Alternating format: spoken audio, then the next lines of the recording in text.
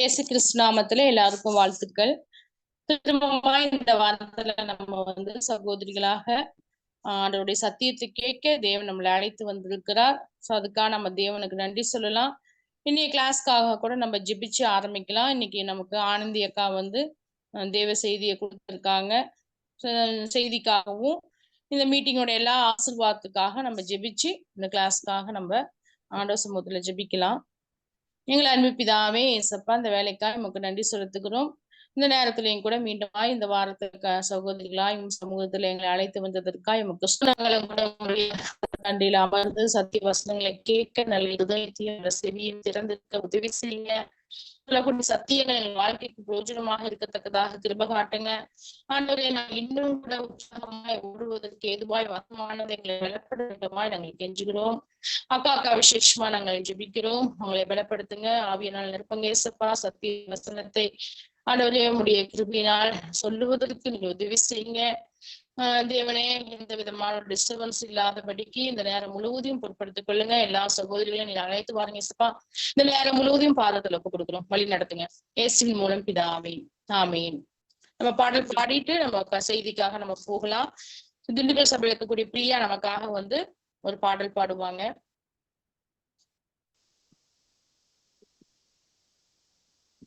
சிலுவை நாதர் இயேசுவின் என்ற பாடலை நாம் பாடுவோம். சிலுவை நாதர் இயேசுவின் பேரொளி வீசிடும் தூய கண்கள், சிலுவை நாதர் இயேசுவின் பேரொளி வீசிடும் தூய கண்கள் என்னை நோக்கி பார்க்கின்றன, தம் காயங்களையும் பார்க்கின்றன. என்னை நோக்கி பார்க்கின்றன, தம் காயங்களையும் பார்க்கின்றன. சிலுவை நாதர் இயேசுவின் என் கைகள் பாவங்கள் செய்திட்டார், தம் கையில் காயங்கள் பார்க்கின்றாரே.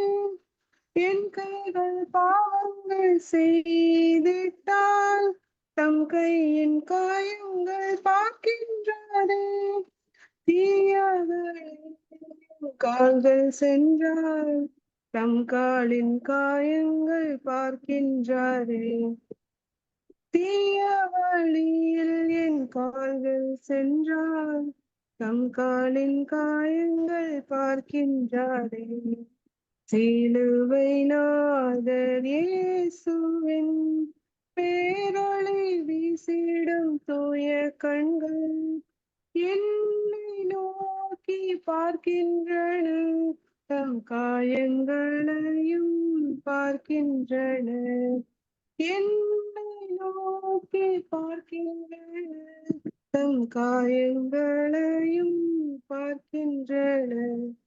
சிலுவை நாதர் இயேசுவின் திருந்திடா பாவைக்காய் அழுகின்றார், வருந்திடா பிள்ளைக்காய் கலங்குகின்றார். திருந்திடா பாவைக்காய் அழுகின்றார், வருந்திடா பிள்ளைக்காய் கலங்குகின்றார். தம் கண்ணீர் காயத்தில் விழுந்திட கண்ணீரும் இரத்தமும் சிந்துகின்றார். தம் கண்ணீர் காயத்தில் விழுந்திட கண்ணீரும் இரத்தமும் சிந்துகின்றார்.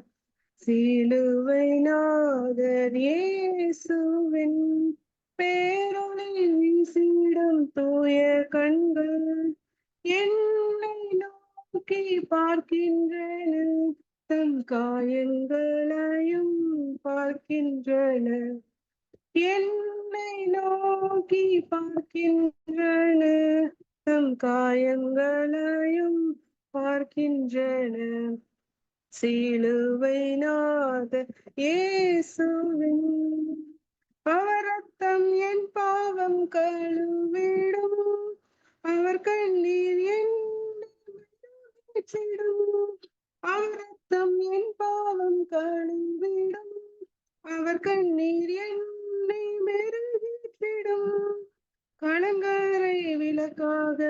ஒளி வீசுவேன், கலங்குவோரை அவர் அண்டை சேர்ப்பேன்.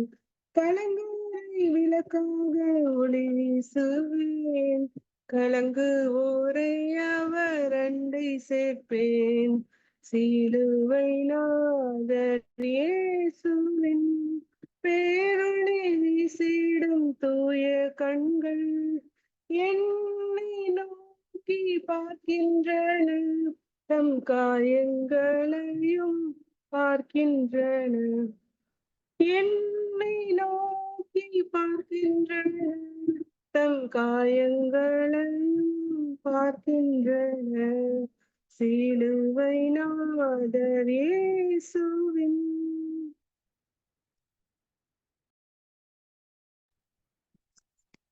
தேங்க்ஸ் பிரியா. ஆனந்திக்காவை கூட நாங்க இந்த ஆன்லைன் கிளாஸ்க்காக நாங்க வரவேற்கிறோம். முறையாக நமக்கு இந்த ஆன்லைன் கிளாஸ்ல கூட தேவ சத்தியத்தை சொல்றதுக்காக அக்கா வந்திருக்காங்க. சார்பாக உங்களை வரவேற்கிறோம் அக்கா.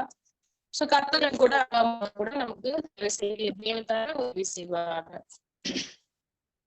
நீங்க எடுங்கக்கா.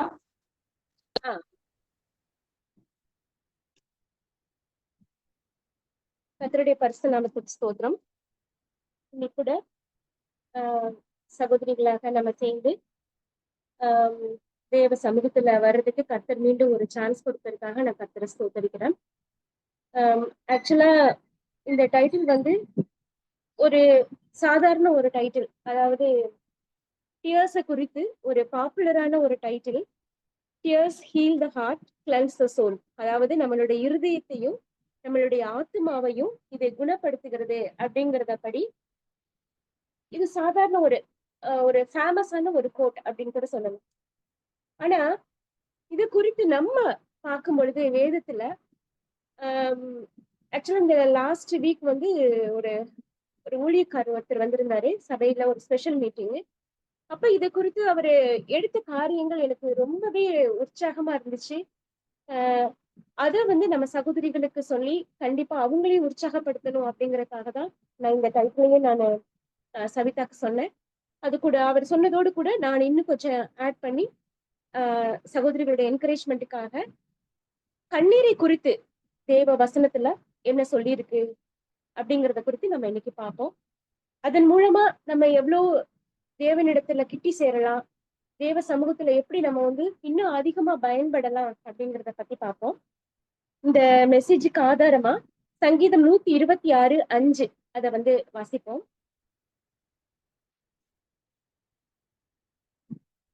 நானே வாசிக்கிறேன். கண்ணீரோடு விதைக்கிறவர்கள் கம்பீரத்தோடு அறுப்பார்கள். ஆக்சுவலா இது வந்து சங்கீதக்காரர் எழுதியிருக்கிறாரு. இது முக்கியமா நமக்கு தெரியும். இது எழுதியிருக்கிறது வந்து ஒரு உழவன் வந்து எப்படி ஒரு விதை விதைக்கிறப்ப அவனுடைய அறுவடை கிடைக்கணும் அப்படின்னா அவன் எப்படி நீர் பாய்ச்சணும் அப்படிங்கிறதுக்காக தான் அந்த நீர் வந்து கண்ணீர் அப்படிங்கிறத அவன் சங்கீதக்காரர் வந்து சொல்லியிருக்கிறத நம்ம பாக்குறோம். கண்ணீரோடு விதைக்கிறவர்கள் கம்பீரத்தோடு அறுப்பார்கள் அப்படின்னு சொல்லிட்டு. சோ இத பேஸ் பண்ணிதான் நம்மளுடைய தேவன் எப்படிப்பட்ட தேவன், கண்ணீரை குறித்து நம்மளுடைய வேதத்துல எந்த மாதிரி எல்லாம் சொல்லியிருக்கு அப்படிங்கிறத நம்ம பார்க்க போறோம். அதாவது இதுல 5 பார்ட்டா பிரிச்சிருக்கேன். ஒண்ணு வந்து நம்மளுடைய தேவன் கண்ணீர் வடிக்கிற தேவன், 2வது கண்ணீரை காண்கிற தேவன், 3வது கண்ணீரை கணக்கில் வைத்துள்ள தேவன், 4வது கண்ணீரை துடைக்கிற தேவன், 5வது கண்ணீருக்கு பலன் கொடுக்கும் தேவன். ஏன் இந்த டைட்டில் வந்து ரொம்ப இம்ப்ரெஸ் ஆச்சு அப்படின்னா, மத்தவங்க எனக்கு தெரியல, பட் நான் வந்து ரொம்ப அதிகமா ஒரு காரியம் வேணும்னா ஐ யூஸ் டு வெப்ட் அண்ட் ப்ரே. அதாவது நான் ரொம்ப அழுது ஜெபிக்கிறேன். ஈவன் யாரு என்ன சொன்னாலுமே எனக்கு அதை கண்ட்ரோல் பண்ண முடியாது, ரொம்ப அழுதுருவேன். அந்த மாதிரி ஒரு கேரக்டர். அதாவது நம்ம சொல்லுவோம் இல்லையா, டெம்பரமெண்ட்ல ஒரு அழுகிற டெம்பரமெண்ட் நானு. ஸோ இந்த மெசேஜ் வந்து it is touch me lot, எனக்கு ரொம்ப பிடிச்சிருந்துச்சு. ஸோ ஃபர்ஸ்ட் நான் சொன்ன மாதிரி கண்ணீரை வடிக்கிற தேவன் அப்படிங்கிறத நம்ம பார்க்கும் பொழுது உங்களுக்கு ஒரு கொஸ்டின், அதாவது யாரு வேணாலும் ஆன்சர் பண்ணலாம்.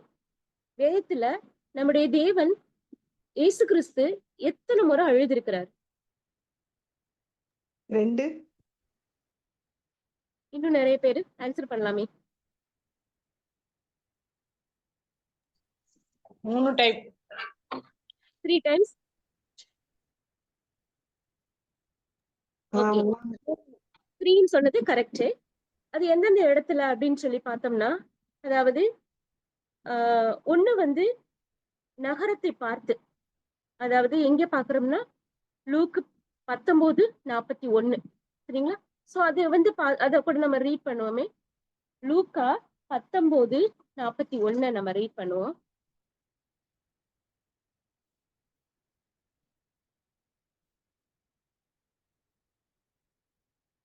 அவர் சமீபமாய் வந்தபோது நகரத்தை பார்த்து அதற்காக கண்ணீர் விட்டு அழுது அப்படின்னு சொல்லி நம்ம பாக்குறோம்.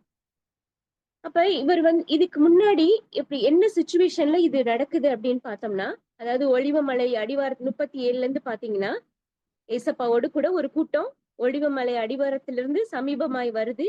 திரளான ஜனங்களும் நிறைய சீசர் எல்லாரும் என்ன சொல்றாங்கன்னா, சமாதானத்தின் தேவன் உன்னதத்திலே மகிமையும் உண்டாவதாக அப்படின்னு மிகுந்த சந்தோஷத்தோடு தேவனை புகழ்ந்து பாடிட்டு வர்ற சமயத்துல எல்லாரும் சந்தோஷமா இருக்காங்க. ஆனா இங்க மட்டும் ஒருத்தர் என்ன பண்றாரு? அழுகிறார். யார் அவரு? இந்த உலகத்தை படைச்ச நம்மளை எல்லாத்தையும் அறிந்த ஒரு தேவன் அழுகிறாரு, கண்ணீர் விட்டு அழுகிறாரு. அடுத்த வசனத்துல 42ல கூட பாத்தீங்கன்னா, உனக்கு கிடைத்த இந்த நாளிலாவது உன் சமாதானத்துக்கு ஏற்றவைகளை நீ அறிந்திருந்தாயானால் நலமாயிருக்கும், இப்பொழுதோ அவைகள் உன் கண்களுக்கு மறைவாயிருக்கிறது. சோ இவர் அதாவது எருசலேமை குறித்து அவர் பார்த்துட்டு அழுகிறார். இந்த இது வந்து அதாவது உலகத்தை படைத்த உன்னுடைய இரட்சகர் உன்னோட பக்கத்துல வந்து நிக்கிறாரு, அவரை நீ அறியாம இன்னும் உட்கார்ந்துட்டு நீ வந்து அழுதுட்டு இருக்கே, அதாவது சந்தோஷமா நீ வந்து என்னைய குறை சொல்லிட்டு, அதாவது உன்னுடைய சீசர்களை அதட்டும் அப்படின்னு சொல்லிட்டு அங்க இருக்கிற பரிசேயர் எல்லாம் சொல்றதை நம்ம பாக்குறோம். சோ என்னைய நீ குறை சொல்லிட்டு, உனக்காக உன்னை தேடி வந்த என்ன நீ பார்க்காம நீ வந்து என்னுடைய கண்ணீரை வந்து நீ என்னுடைய எந்த பர்பஸ்க்காக நான் வந்தனே அதையே நீ உணராம நீ இன்னும் இருக்கிறிய அப்படின்னு சொல்லிட்டு அவர் என்ன பண்றாரு? கண்ணீர் விடுறது நம்ம பாக்குறோம். உண்மையிலே இதை நான் நினைச்சு பார்க்கும் பொழுது நிறைய டைம் நம்மளும் அப்படிதான். ஈவன் நிறைய பேர் நம்ம சொல்ற கேள்விப்பட்டிருக்கோம், நம்ம வந்து நார்த் இந்தியா ஊழியத்துக்காக நாங்க போறோம் அப்படின்னு சொல்லிட்டு கூட சொல்றது கேள்விப்பட்டிருக்கோம்.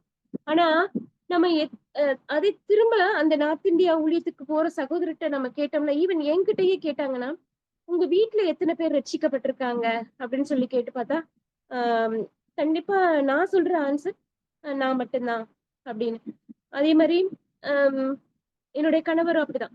உங்க வீட்டுல எத்தனை பேர் ரட்சிக்கப்பட்டிருக்காங்கன்னா அவர் மட்டும்தான்.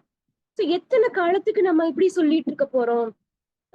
நம்ம கூட இருக்கிற நம்ம ஒரு கூட பிறந்தவங்க, நம்ம கூட வேலை பாக்குறவங்க, நம்ம கூட ரொம்ப அன்பா இருக்கிறவங்களை கூட நம்ம என்ன பண்ண முடியல, நம்மளுடைய லைஃப்னால ஒரு இன்ஃப்ளூயன்ஸ் பண்ண முடியல. நம்ம அதை பத்தி ஒரு ஒரு சின்ன இது கூட கிடையாது. ஆனா நம்மளுடைய தேவன் என்ன பண்றாரு? அந்த மக்களை பார்த்து என்ன பண்றாரு? மிகவும் கண்ணீரோடு அழுகிறாரு, இந்த மக்கள் இன்னும் ரட்சிக்கப்படலையே அப்படின்னு சொல்லிட்டு. உண்மையிலே நான் என்ன நினைக்கிறேன்னா, நம்ம கண்ணீர் விட்டு அழுது நம்ம ஜெபிக்கலைன்னா கண்டிப்பா நமக்கு வந்து பலன் இருக்காது. நம்மளுடைய கூட பிறந்தவங்களே நரகத்துக்கு போயிட்டு இருக்காங்கிற ஒரு அந்த இது கூட இல்லாம நம்ம இப்படி இருக்கிறமேன்னு கூட எனக்கு ரொம்ப இந்த பேசேஜை ரீட் பண்றப்ப அவர் வந்து அந்த பர்பஸ் சால்வ் பண்ணலையே, எதுக்காக வந்தனே அந்த மக்கள் ரட்சிக்கப்படலையேன்னு அழுகுறாரு. ஆனா நம்மளும் என்ன பண்றோம்? அந்த மாதிரி இல்லாம நம்மளுடைய கண்ணீர் எதற்காக இருக்கு? நான் அழுதுன்னா எதற்காக அழுகுவேன்? நான் காலைல எழுந்து ப்ரேயர் பண்ணேன்னா எதற்காக ப்ரேயர் பண்ணுவேன்? ஏசுப்பா இந்த நாள் ஆசீர்வதிங்க, நாளா பாவம் செய்யக்கூடாது, உனக்கு சாட்சியா இருக்கணும், என் பிள்ளை நல்லா இருக்கணும், என் புருஷன் நல்லா இருக்கணும், நான் பாக்குற வேலை இன்னைக்கு நான் இதை பிளான் பண்ணிருக்கேன், இதை பண்ணணும். இதுக்காக தான் நம்ம ப்ரேயர் பண்றனோடைய கண்ணீர் விட்டு அழுது இந்த இந்த உலகத்தை ரட்சகர் வந்த பர்பஸ் சால்வ் ஆகணும், அவர் வந்து எதற்காக வந்தாரு?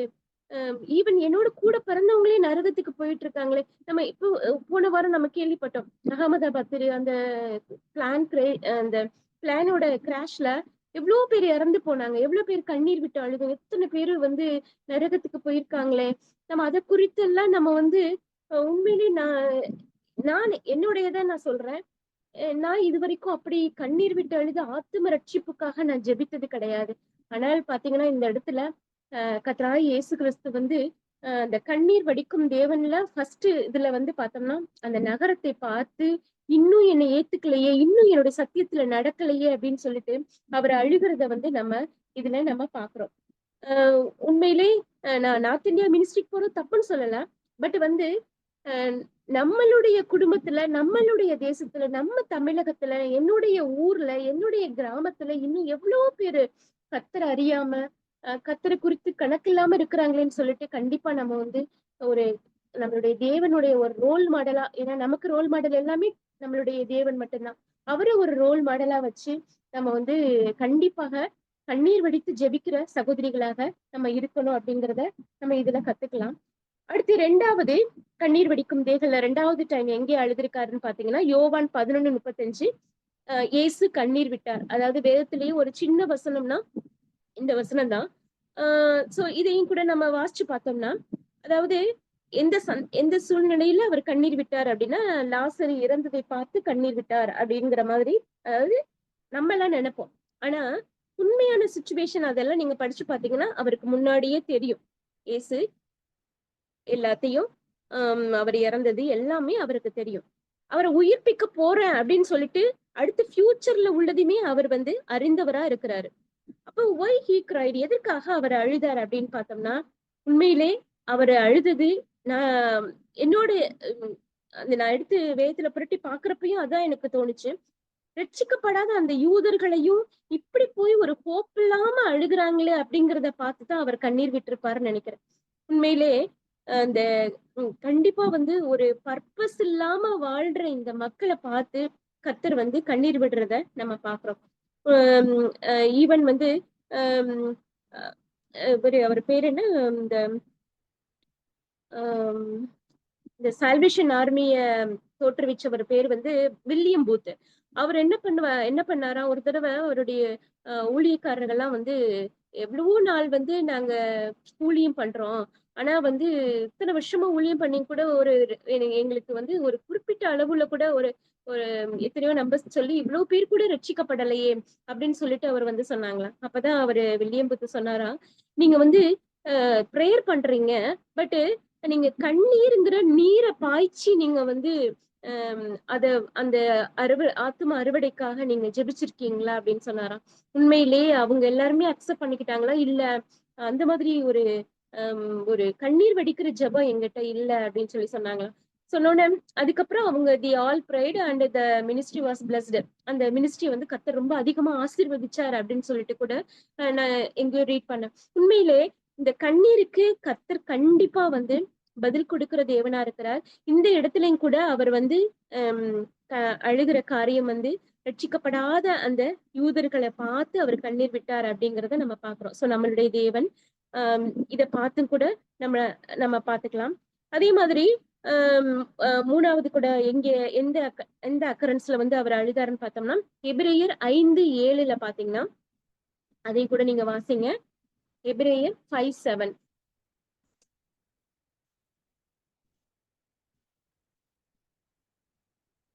நானே வாசிக்கிறேன்.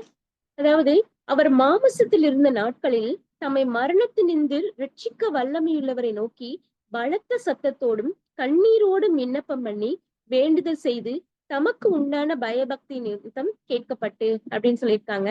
சோ இது எங்கே சொல்லியிருக்காங்க, எந்த இத குறிக்குதுன்னு நமக்கே தெரியும். அவரு எந்த இடத்துலன்னா நம்ம லூக்கா 22:39-44 அந்த கெத்சமனே தோட்டத்துல அவர் ஜெபிக்கிற ஜெபத்துல அப்பதான் அவர் என்ன பண்ணாரு, தன்னை படைத்த அந்த யெகோவா தேவனை நோக்கி அவர் ஜெபிக்கும் பொழுது அவருடைய வியர்வை துளிகள் எல்லாம் கண்ணீரா, அவருடைய வியர்வை துளிகளை ரத்தமா விழுந்தது அப்படின்னு சொல்லி அந்த அளவுக்கு அவர் உருகி ஜெபித்தார். எதுக்குன்னா நமக்கு அந்த சிலுவை மரணத்தை வந்து அவரு நீக்கி போடணும்னு ஜெபிக்கல, அதாவது உம்முடைய சித்தத்தின்படி ஆக கடவுது, இதை தாங்கிறதுக்கு எனக்கு பலன் கொடுங்க, உம்முடைய முழுமையான சித்தத்தை நான் நிறைவேற்றணும் அப்படின்னு சொல்லிட்டு அவரு ஜெபிச்சிருக்கிறாரு. சோ அந்த ஜெபத்துக்கு தான் கர்த்தர் என்ன பண்ணாரு, அவரை அந்த மரணத்திலிருந்து அவரை உயிர் பெற செய்து அவருடைய வேண்டுதலை கேட்க செய்து அவருடைய பயபக்தி நிமித்தம் வந்து அவரை எழுந்து உட்கார வைத்தார் அப்படின்னு சொல்லி கூட நம்ம பார்க்கலாம். உண்மையிலே வந்து இது அவரு என்ன சொல்றது, தன்னுடைய அந்த நிந்தனை, அந்த வரப்போகிற நிந்தனை, அந்த தாங்க முடியாத அந்த துக்கம், இதையெல்லாம் கூட அவர் தாங்கிறதுக்கு ஒரு பலனை கேட்டத, எப்படி பலன் கிடைத்தது அப்படின்னு சொல்லி பார்த்தோம்னா அந்த கண்ணீருங்கிற ஒரு வெப்பன் மூலமா தான் அவர் பெற்றுக்கொண்டார் அப்படின்னு சொல்லி கூட பாக்குறோம்.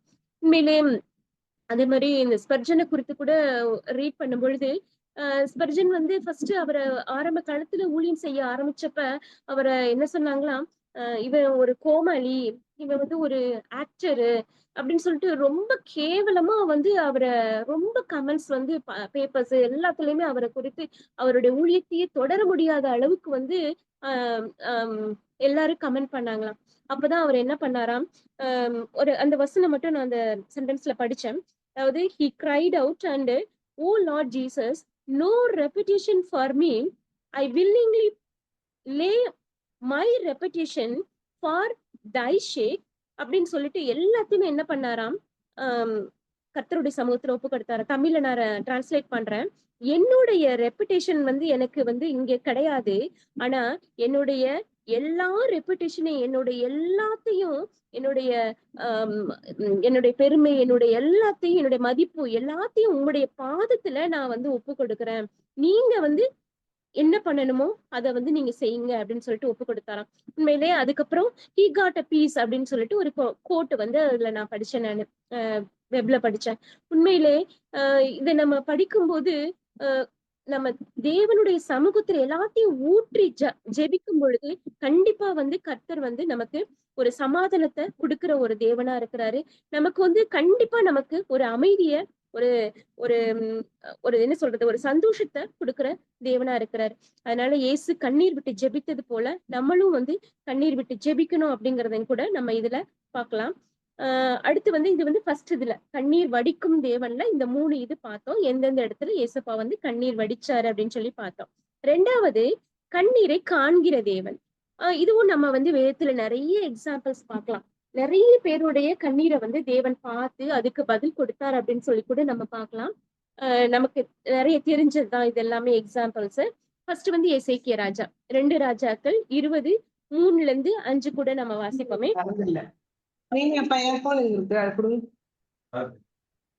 2 ராஜாக்கள் 20:3-5 கூட நம்ம வாசிப்போம். அதாவது அவரு எசேக்கியா ராஜா வந்து மரித்திருவாருன்னு சொன்ன உடனே அப்போதான் அவர் பிரேயர் பண்றாரு. கர்த்தாவே, நான் உமக்கு முன்பாக உண்மையும் மன உத்தமுமாய் நடந்து உமது பார்வைக்கு நலமானதை செய்தேன் என்பதை நினைத்தருளும் என்று விண்ணப்பம் பண்ணினான். எசேக்கியா மிகவும் அழுதான். ஏசையா பாதை முற்றத்தை விட்டு அப்புறம் போகிறதுக்கு முன்னே கர்த்தருடைய வார்த்தை அவனுக்கு உண்டாகி அவர் சொன்னது, திரும்பி போய் என் ஜனத்தின் அதிபதியாக எசேக்கியாவை நோக்கி, உன் தகப்பனாகிய தாவீதின் தேவனா இருக்கிற கர்த்தர் சொல்லுகிறது என்னவென்றால், உன் விண்ணப்பத்தை கேட்டேன், உன் கண்ணீரை கண்டேன், இதோ நான் உன்னை குணமாக்குவேன். 3ஆம் நாளிலே நீ கர்த்தருடைய ஆலயத்துக்கு போவாய், உன் நாட்களோட 15 வருஷங்களை கூட்டுவேன் அப்படின்னு சொல்றாரு. சோ உண்மையிலே இது நமக்கு எல்லாத்துக்கும் தெரிஞ்சதுதான். பட் அவருடைய ஜெபத்தை பாத்தீங்கன்னா மிகவும் அழுது ஜெபிச்சிருக்கிறாரு. சோ அந்த ஜெபத்தை கர்த்தர் வந்து 1 வருஷம் 2 வருஷம் இல்ல, அதுக்கு வந்து 15 வருஷத்தை அவர் வந்து கூட்டி கொடுத்தாரு அப்படின்னு சொல்லி கூட நம்ம பாக்குறோம். வாட் எ ஒண்டர்ஃபுல் பிரேயர் அவர் வந்து பண்ணியிருப்பாருன்னு நமக்கு தெரியாது. ஆனா தேவ சமூகத்துல அவர் அழுது ஜெபித்த ஜெபத்தை கர்த்தர் கேட்டிருக்கிறாருங்கிறதுக்கு ஒரு ஆதாரம், இது ஒரு ஆதாரம். அதே மாதிரி யோபு 16:20 பார்த்தோம்னா, என் கண் தேவனை நோக்கி கண்ணீர் சொரிகிறது அப்படின்னு சொல்லிட்டு 16:20 இருக்குது. டைம் நிமித்தமா நான் கொஞ்சம் ஃபாஸ்டாவே போறேன். அதுக்கப்புறம் சோ எப்ப அவர் தேவனை நோக்கி அவர் கண்ணீர் சொரிந்ததற்கு கர்த்தர் பதில் கொடுத்தாரா? ஆமா, யோபு 42:9 போய் பார்த்தோம்னா கர்த்தர் வந்து யோபினுடைய அந்த முகத்தை பார்த்தார் அப்படின்னு சொல்லி கூட நம்ம வாசிக்கிறோம். யோபு 42:9.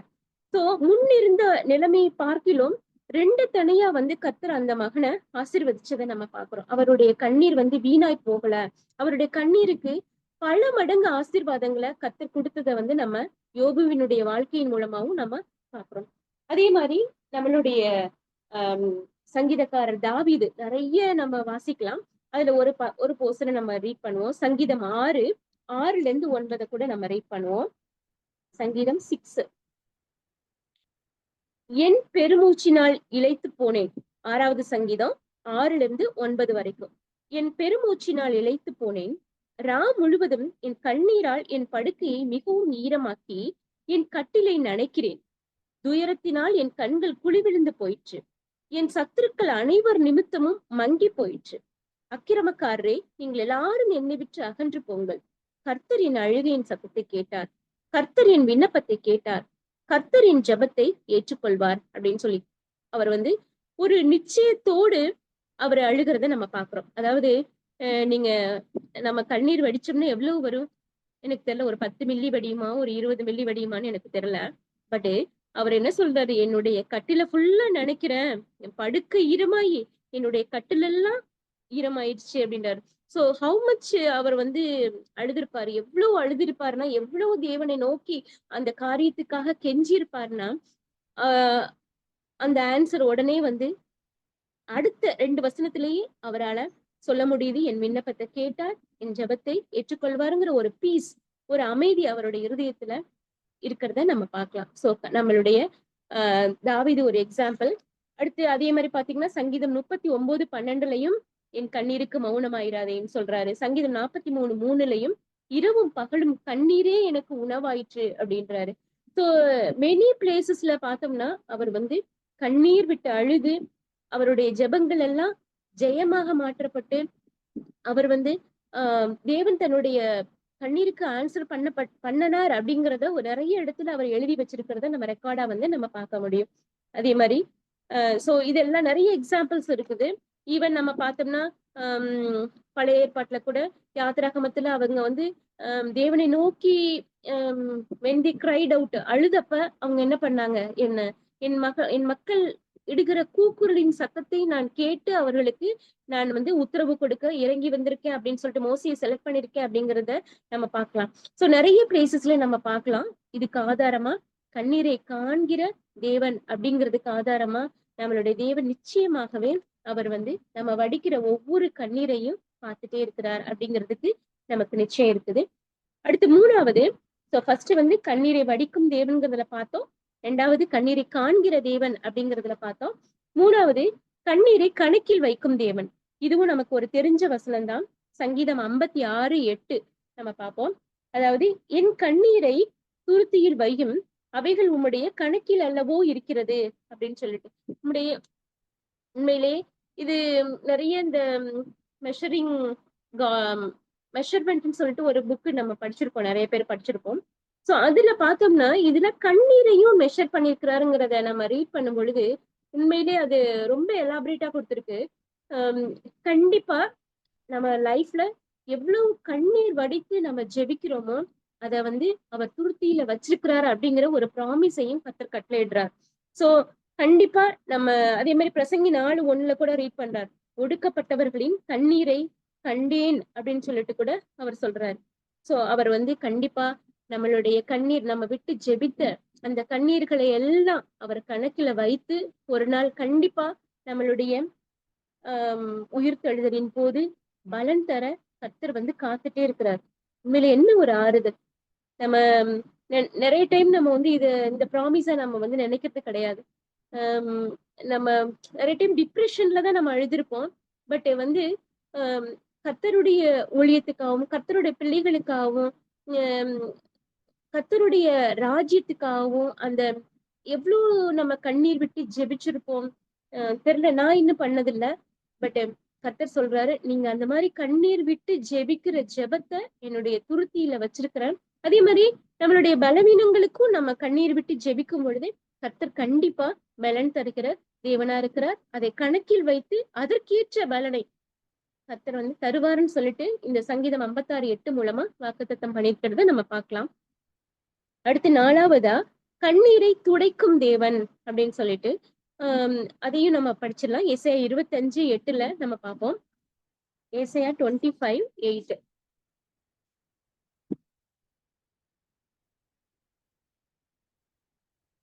அவர் மரணத்தை ஜெயமாக விழுங்குவார், கர்த்தராகிய தேவன் எல்லா முகங்களிலும் இருந்து கண்ணீரை துடைத்து தமது ஜனத்தின் நிந்தையை பூமியில் இராதபடிக்கு முற்றிலும் நீக்கிவிடுவார்.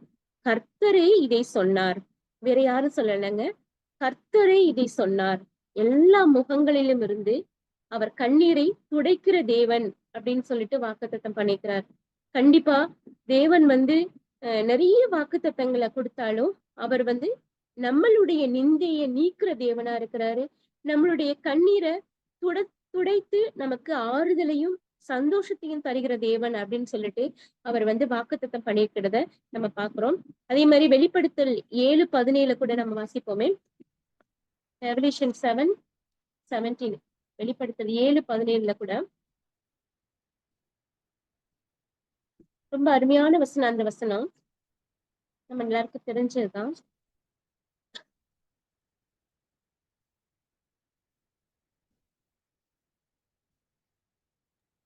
சிங்காசனத்தின் மத்தியில் இருக்கிற ஆட்டுக்குட்டியானவரே, இவர்களை மேய்த்து இவர்களை ஜீவ தண்ணீருள்ள ஊற்றுகள் அண்டைக்கு நடத்துவார். தேவன் தாமே இவர்களுடைய கண்ணீர் யாவையும் துடைப்பார் என்றான். நம்மளுடைய கர்த்தர் எப்படிப்பட்ட தேவன், ஆட்டுக்குட்டியானவர் எப்படிப்பட்ட தேவன் சொல்லி கூட அந்த 3 கேரக்டர் சொல்லியிருக்கிறார். அவர் மேய்க்க வல்ல தேவன், நடத்த வல்ல தேவன், எல்லாவற்றுக்கும் மேலாக நம்மளுடைய கண்ணீர் யாவையும் துடைக்க வல்ல தேவன் அப்படின்னு சொல்லிட்டு கூட நமக்கு வாக்குத்தத்தம் பண்ணியிருக்கிறார். சோ நம்மளுடைய கண்டிப்பா அவர் ஒரு நாள் எல்லாருடைய கண்ணீரையும் துடைக்க போறார். அந்த கண்ணீரை ஒரு வேல்யூபிளா மாற்றி நமக்கு அதற்கேற்ற பலனை கர்த்தர் கொடுக்க போகிறார் அப்படின்னு கூட நம்ம படிச்சோம். அதே மாதிரி வெளிப்படுத்தல் 21:4 கூட நம்ம படிச்சோம்னா கண்ணீர் யாவையும் தேவன் துடைப்பார் அப்படின்னு சொல்லி கூட பார்க்கலாம்.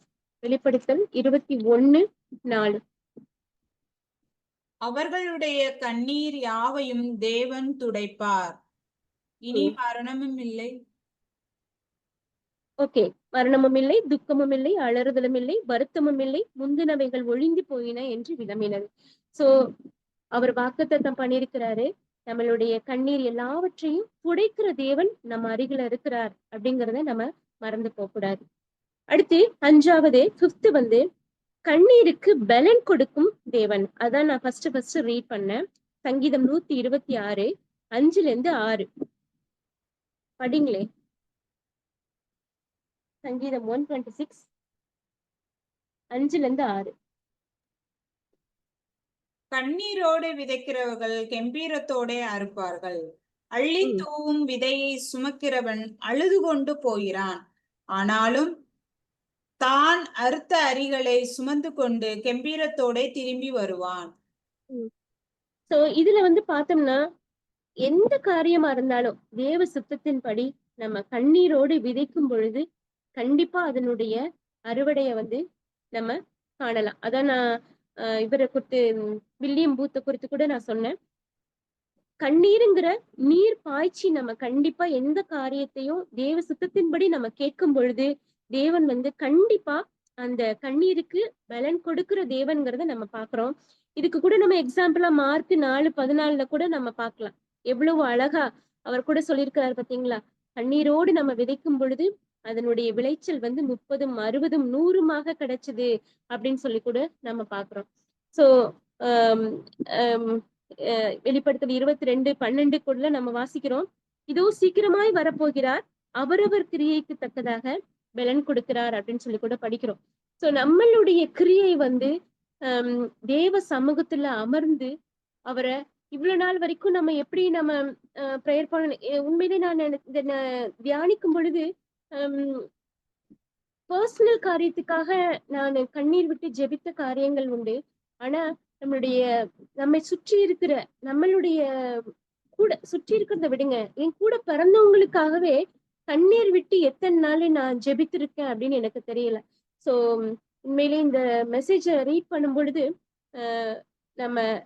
நம்மளுடைய தேவன் எப்படிப்பட்டவர் அப்படின்னா, நம்ம வடிக்கிற கண்ணீரை கண்டு கொள்ளாம போற தேவன் கிடையாது. அவர் கண்டு அதுக்கு பதில் தருகிற காண்கிற தேவனா இருக்கிறாரு. அந்த கண்ணீரை கணக்குல வச்சுக்கிற தேவனா இருக்கிறாரு. அந்த கண்ணீரை அவருடைய பிஞ்சு கரத்தை கொண்டு துடைக்கிற தேவனா இருக்கிறாரு. அதே போல அந்த கண்ணீருக்கு ஒரு நாள் பலன் கொடுக்க போகிற தேவனாவும் இருக்கிறார். உண்மையிலே எப்படிப்பட்ட ஒரு மிகப்பெரிய ஆறுதல் இல்லையா? இந்த வசனங்களை நம்ம பிடிச்சிட்டு அதாவது நான் ஃபர்ஸ்ட் இந்த மெசேஜினுடைய டைட்டில் நான் சொன்னேன், Tears heal the heart, cleanse the soul அப்படின்னு சொல்லிட்டு. இது வந்து ஒரு ஜெனரல் டாபிக். ஆனா நம்மளுடைய கண்ணீர் வந்து உண்மையிலே இந்த உலகத்தை ஹீல் பண்றதாகவும் இந்த உலகத்தில் உள்ள ஆத்துமாக்களை குணப்படுத்துறதாகவும் கண்டிப்பா இருக்கு. அதுக்கு ஆதாரம் நம்மளுடைய வேதத்துல இருக்கு அப்படிங்கிறதுக்கு தான் இந்த மெசேஜ். சோ நம்ம சகோதரிகளாக நம்ம இதை கேட்டது மாத்திரம் இல்ல, இன்னைக்கு நம்ம ஒரு முடிவு எடுப்போம். எப்படி வந்து அன்னைக்கு அந்த அவரு ஸ்பர்ஜன் வந்து ஜெபிச்சாரோ, என்னுடைய எல்லாவற்றையும் என்னுடைய பெருமை, என்னுடைய மதிப்பு எல்லாவற்றையும் உங்களுடைய பாத படியில நான் ஒப்பு கொடுத்துட்டு நான் ஒண்ணும் இல்லைன்னு விழுந்து கடந்து ஜெபித்தாரோ, அது மாதிரி நம்மளும் கூட நம்மை சுற்றி இருக்கிற ஆத்மாக்களுக்காகவும் நம்மளுடைய தேவைகளுக்காகவும் எதுனாலும் சரி, தேவ சுத்தத்தின்படி நம்ம கேட்கறதுக்கு ஒரே வழி கண்ணீர் அப்படிங்கிறத இதுல நான் கத்துக்கிட்டேன். சோ இந்த 5 இதையும் நம்ம ஆதாரமா வச்சு நம்ம ஜெபிக்கும் பொழுது தேவன் வந்து நம்ம கண்ணீரை காண்கிற தேவனாக, பதில் கொடுக்கிற தேவனாக, கணக்கில் வைக்கிற தேவனாக, துடைக்கிற தேவனாக நம்ம அவரை நம்ம பார்க்கலாம். கர்த்தருடைய நாமத்தில்